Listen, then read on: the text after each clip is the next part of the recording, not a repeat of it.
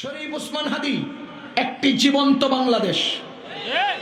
শরীফ ওসমান হাদী একটি অনাগত বাংলাদেশ। শরীফ ওসমান হাদী একটি স্বপ্নের বাংলাদেশ।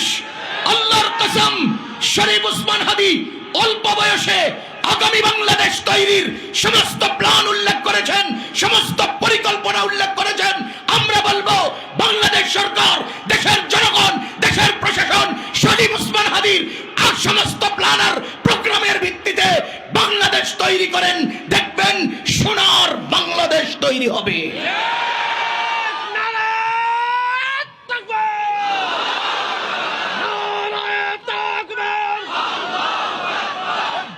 বিচার বিচার চাই, হাদী হত্যার বিচার চাই।